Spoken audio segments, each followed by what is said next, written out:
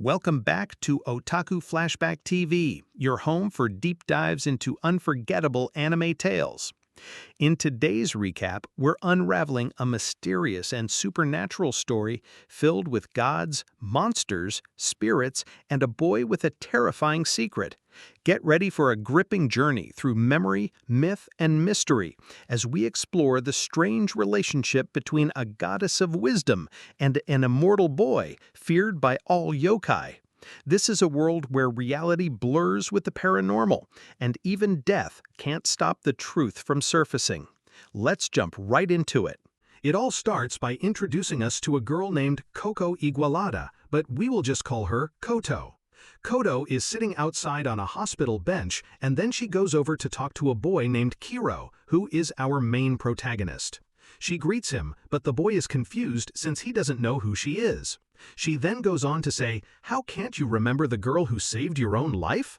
But he replies saying he can't remember ever being in danger bad enough for someone to need to save his life. However, Koto tells him that 2 years ago, at this hospital, he was walking through the corridors, and some children passed by and accidentally pushed him. But before he fell down, Koto was there to save him, and grabbed him before he fell. Kiro and his girlfriend Saki thanked her that day, and he promised that he would always remember her. At that moment, it was love at first sight for Koto. Koto was so intrigued at the sight of Kiro, and she even refers to him as a goat-like figure with 2 demon horns. But to everyone else, he looks like a normal boy.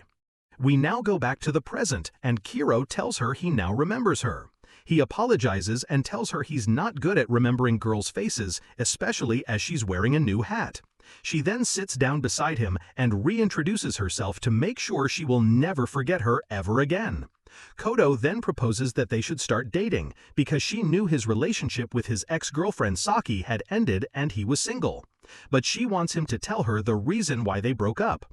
That's when he tells her that one night, while they were both walking past a river, a monster appeared, so he ran away, leaving only his girlfriend. And this is the reason they broke up. But Koto tells him this is a lie. What really happened was that the monster was actually the one who was afraid of Kiro, and his girlfriend was also now scared of him because she saw how frightened the monster was of Kiro, and it made her question who he really was. Koto then goes on to explain that all the monsters know his true identity and find him terrifying, unlike everyone else. So then Kiro asks Koto who she really was. She tells him she's the goddess of wisdom for all mythical creatures, monsters, and spirits known as yokai. But Kiro doesn't believe her, so she convinces him by telling him to find the newspapers from 6 years ago, which tell the story of a girl who went missing but was later found without an eye and a leg. Koto then leaves and gets on the bus to go home, and this is when she is visited by one of the spirit creatures who asks her for help. He explains that there is a demon monster lurking in the library, but she tells him that she will take care of it tomorrow because she's following Kiro. The next day, we see that Kiro found the newspaper about Koto and learns about what happened. Koto asks him if his investigation is enough proof for him to believe her, but he says that this still doesn't prove she's a goddess. Just at that moment, a human transforms into a fox right in front of him and tells Koto that the library has been broken into by the monster and asks her for help. The fox takes one look at Kiro and is frightened out of his mind just by simply looking at him. After seeing the fox transform, he tells her that he now believes her story, and then they both head over to the library. When they arrive at the library, she tries talking with the monster, but it ignores her command and tries to attack her. Since Kiro can't control it either, they then try to escape. But after running for a while, he turns around and stands in front of the monster, and it eats his whole arm. Koto gets scared, but we see that Kiro is immortal and has body regeneration, and the monster dies after eating Kiro's flesh. Koto is shocked by this and starts asking Kiro to reveal who he really is. Then Kiro says, "You can just ask your mythical creatures who I am." He also tells her that when he was younger, he ate 2 kinds of demon meat, which gave him immortal powers. The next day, Kiro goes to visit his cousin at the hospital, and there he sees Koto. They talk about what happened in the library yesterday, and she asks him about his arm. He tells her that he's fine and says when he was younger, one of the meats he ate was from a mermaid, and that's why he has full body regeneration. But Koto says that by eating mermaid meat, you also inherit eternal youth. However, he doesn't look like a boy anymore, and he says that it could be because of the other meat he ate that is affecting the eternal youth power. She asks him what the other meat was, but he doesn't give her an answer. Right after, Koto then invites Kuro to come and visit one of the mythical creatures, which is a giant serpent, because she heard that it has some questions that only she could help with. But Kuro rejects going with her and tells her that he has better things to do. So she goes alone to talk with the giant serpent. The snake tells her that all the humans are forgetting about him, as he hasn't received any prayers from humans in many years, and that humans no longer look up to him as a god of water. After that, he notices that Koto is upset, so the snake asks her what's wrong. Koto replies that she was upset because her boyfriend Kuro didn't accompany her. She apologizes and asks the snake why he wanted her help.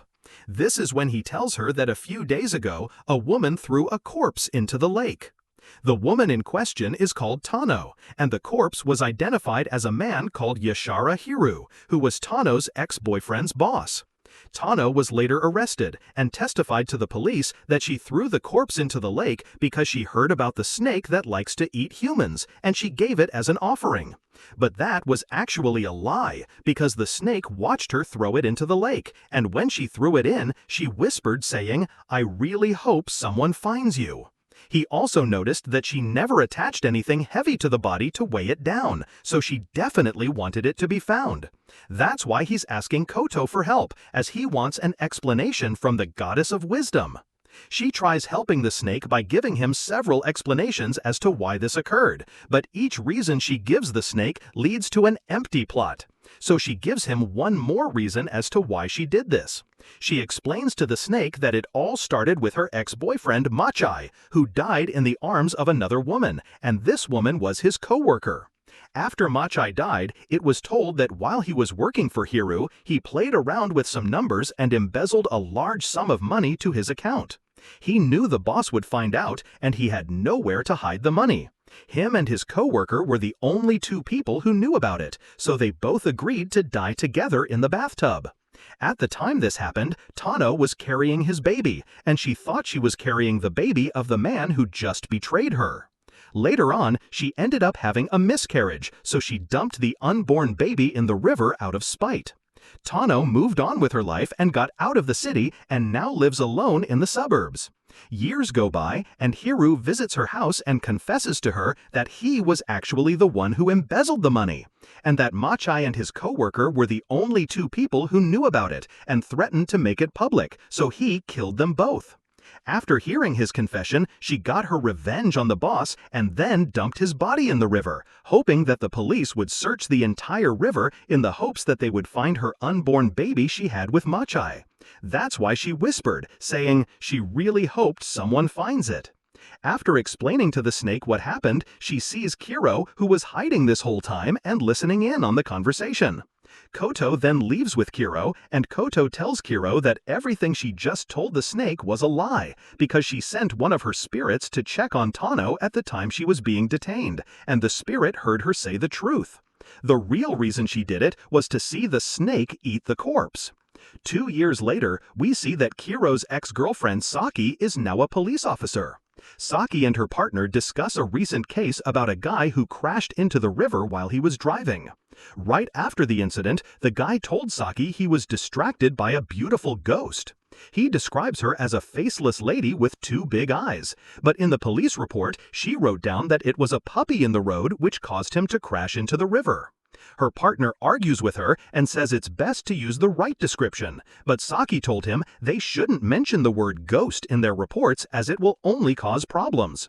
Saki told her partner that this was the work of a ghost called the Steel Lady, to which he replies saying he's heard many similar cases of the Steel Lady, but still can't bring himself to believe that ghosts are actually real. Before her partner leaves, she tells him that these spirits and yokai do exist in their world, and that her own ex-boyfriend Kuro was also like these monsters in human form, and that's why she broke up with him. She then starts to investigate where the incident took place, and there she meets Koto, who happens to fall on top of her. Koto was facing off with the Steel Lady, and this is when Saki has had enough of hearing from the Steel Lady and wants to defeat her right now. So she runs up to her and tries to fight the lady, but her arm went straight through her body. The Steel Lady then threw a metal beam at her and knocked her down. Koto helps her and makes contact with the Steel Lady, and shortly after, the ghost ran away. Saki asks Koto why she was able to hit the ghost but she wasn't, and then she goes on to explain that she's not like other humans. Koto explains to Saki that she needs to forget about everything that just happened and not to get the police involved, as it will cause many problems.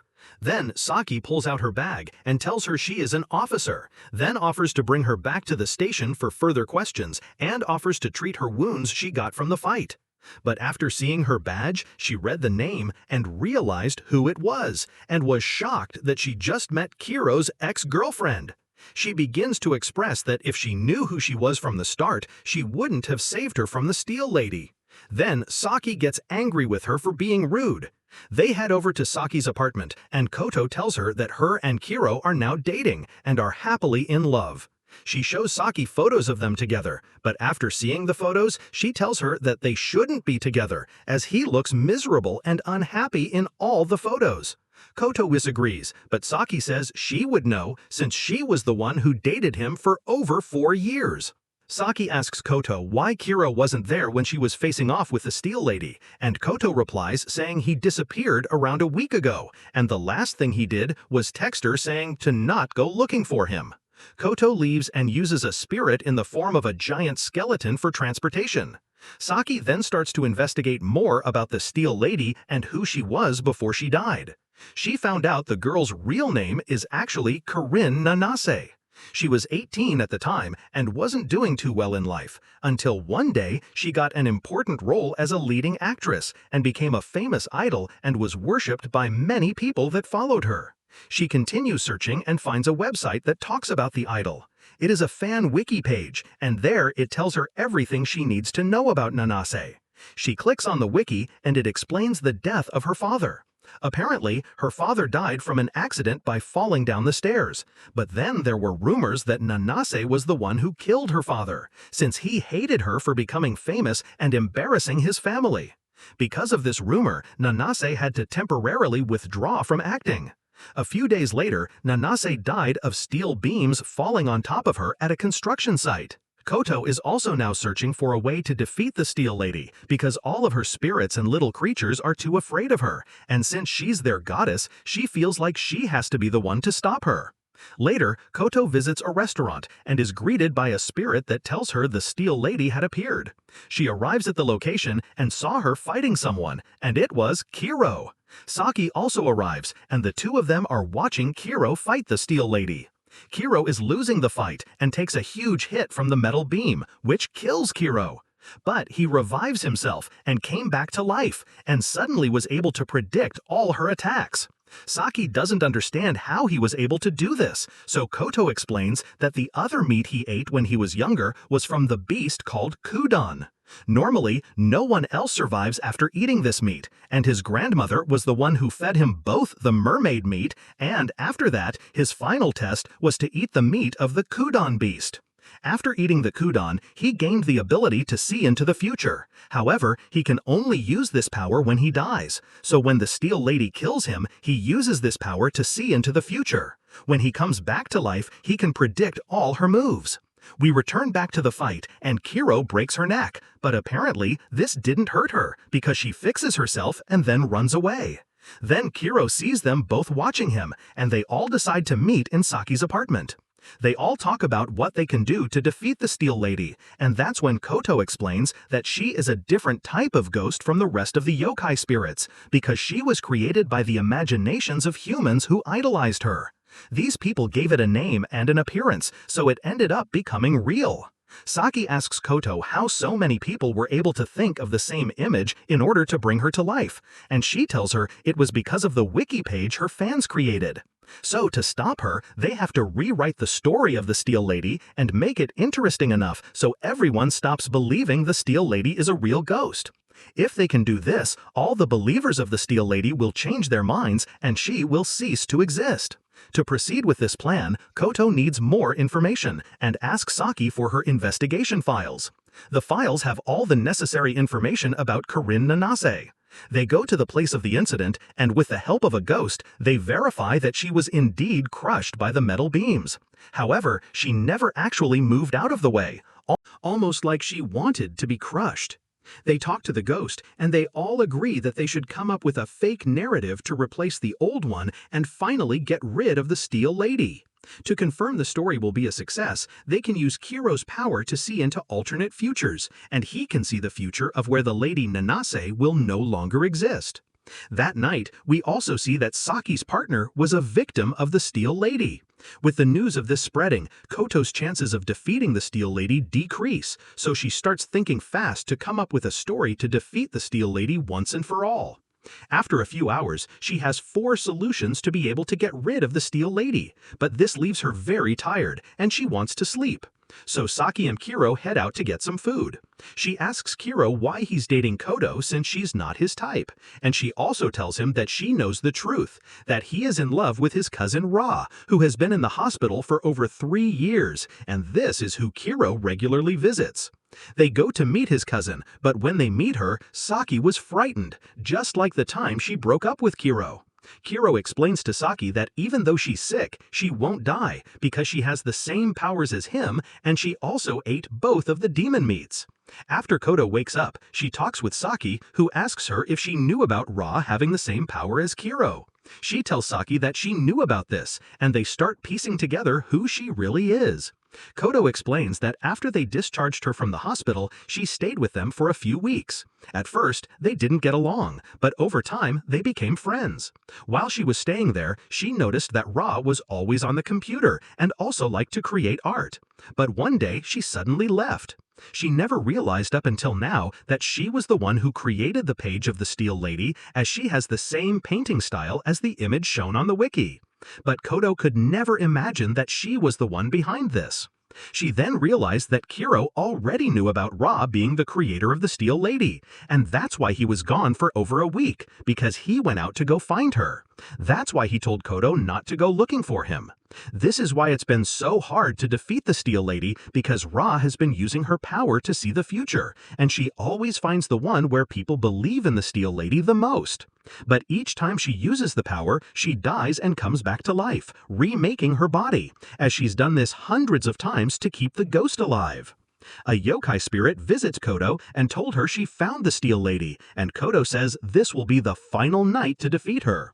They will need Kuro to fight the Steel Lady, while Saki and Koto write fake stories on the wiki page to try and convince the masses to stop believing in her, so she gets weaker and finally disappears. Ra is seen using her power where she chooses a future where the Steel Lady will still exist, and Kuro is trying to do the opposite. Koto tries to convince people on the site that the ghost isn't real and that it's an actual person dressing up as the Steel Lady in order to get away with committing crime, because they know the police investigations will never lead toward the real culprit. However, she fails to convince the people on her theories, and they always contradict her arguments. She tries telling them many other reasons as to why the Steel Lady isn't real, and finally she sees a future where the ghost disappears. At the same time, Kuro is fighting the Steel Lady and almost loses, but since people begin to believe Koto's new story, the Steel Lady slowly becomes weaker, and finally she disappears. The ghost finally ceases to exist, and Ra wakes up from her bed after dying for the final time and cries herself to sleep. Kuro, Koto, and Saki all go their separate ways. Saki returns to the police force, and Koto continues working with the yokai, while Kuro keeps visiting his cousin Ra in the hospital. And that wraps up today's anime recap here on Otaku Flashback TV. If you enjoyed diving into this eerie and emotional story, don't forget to hit that like button and subscribe to the channel for more deep dive anime breakdowns, character analyses, and story recaps. Got thoughts on the episode or predictions about what's coming next? Drop them in the comments below. We'd love to hear from you. Until next time, keep your spirits sharp and your flashbacks strong. See you in the next one.